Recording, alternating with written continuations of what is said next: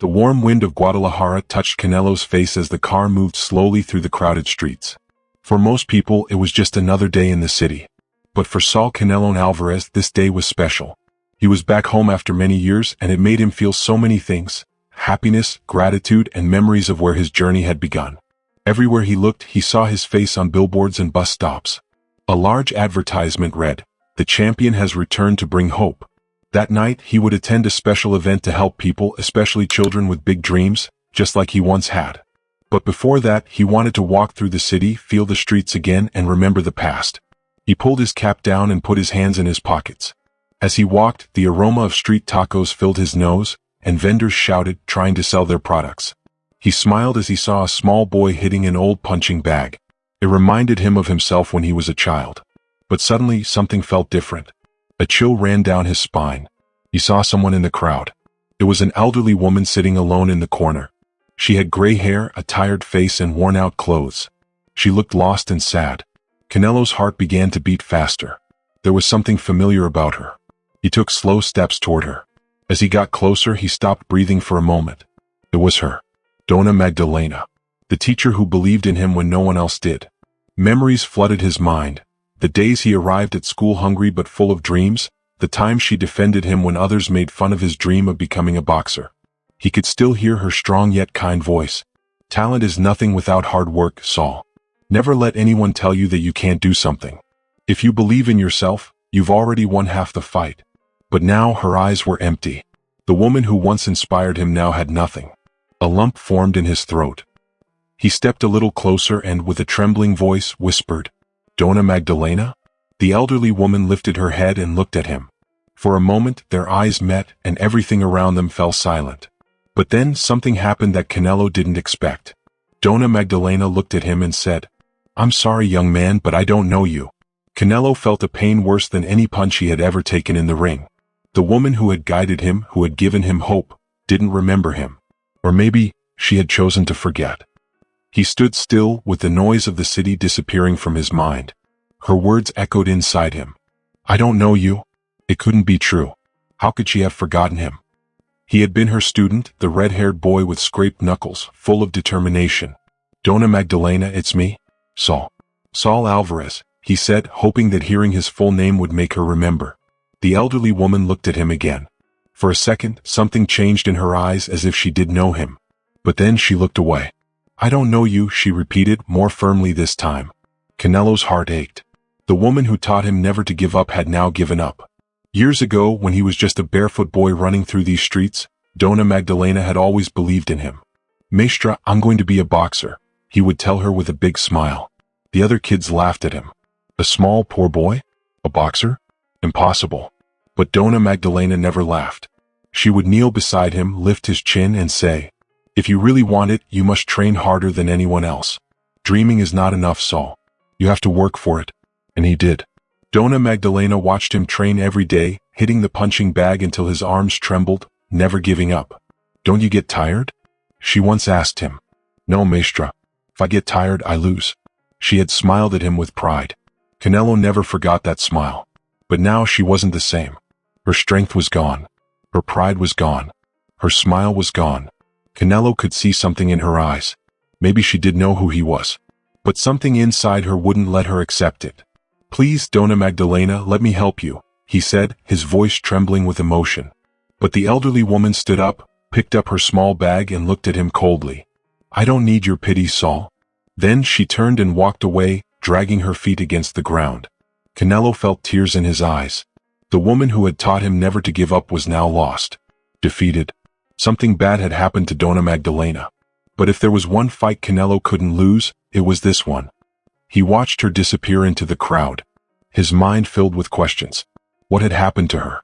How had she gone from being a strong, respected teacher to being alone and homeless? He remembered the past once more, how she had always defended him, how she had supported him when no one else did. She had been his light in the darkness. He couldn't leave her like this. Taking a deep breath, he pulled out his phone.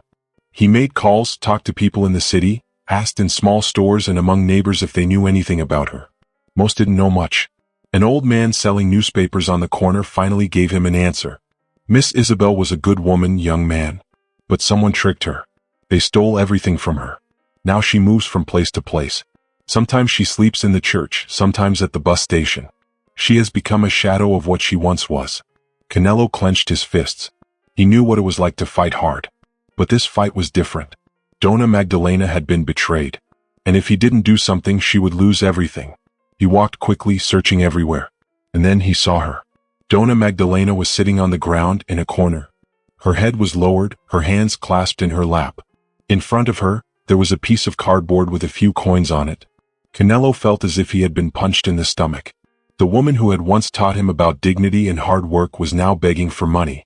He stepped forward carefully, unsure of what to say. His heart was pounding. But before he could speak, he saw something that made him stop and hold his breath. A group of teenagers passed by. One of them smiled cruelly and tossed a coin onto the ground.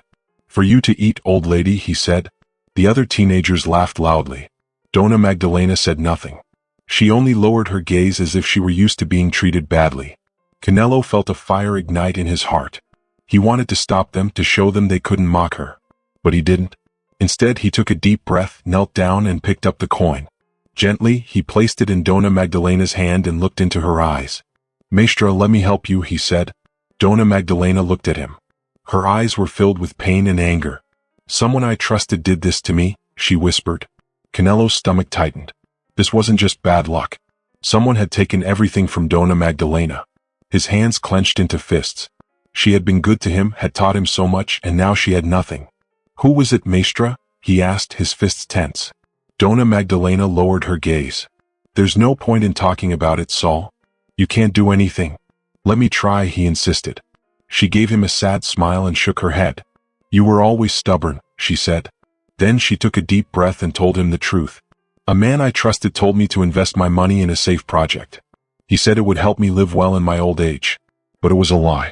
He took all my money and my house. When I tried to get it back, I found out that nothing was in my name. I had no proof. I had nothing." Canelo felt a burning rage. He knew what it was like to fight, but he had his fists. Dona Magdalena had nothing to defend herself. "Where is that man now?" he asked. She let out a bitter laugh. "He's still here in Guadalajara. He lives in a big house with a lot of money while I—" She stopped and pressed her lips together, trying not to cry. Canelo took a deep breath. Punching that man wouldn't fix anything. This wasn't a fight in the ring. He needed another plan. "Maestra, what if I find you a job? Something that makes you feel strong again?" She looked at him doubtfully. "A job? Who would hire an old woman like me?" "I would," he answered immediately. "But I know you wouldn't accept that. So I'll find something that makes sense for you. Something you love to do." Dona Magdalena narrowed her eyes. "You're not going to leave me alone, are you?" "No," Canelo said with a smile. She sighed and took a sip of water. "You always get your way anyway. You were always like that, Saul." Canelo took that as a small victory. He paid for the food and left something on the table, a notebook and a pen. "You might need this soon, Maestra," he said. She looked at him, confused, but didn't ask anything. That same afternoon, Canelo made some calls. He wouldn't just give money to Dona Magdalena, but he would find a way to help her. 2 days later, he had good news. When he saw her again, he was holding a piece of paper in his hand. "Maestra, I found something for you," he said. She looked at him doubtfully, but when she read the paper, her eyes widened in surprise. It was a job offer to teach children at a community center. "They need you," Canelo said. "They need someone to teach them not to give up." Dona Magdalena held the paper with trembling hands. "I don't know if I can do this," she whispered. "Yes, you can. You always could. You just forgot." She swallowed hard and lowered her gaze. She didn't say yes, but she didn't say no either. Canelo knew this fight wasn't over.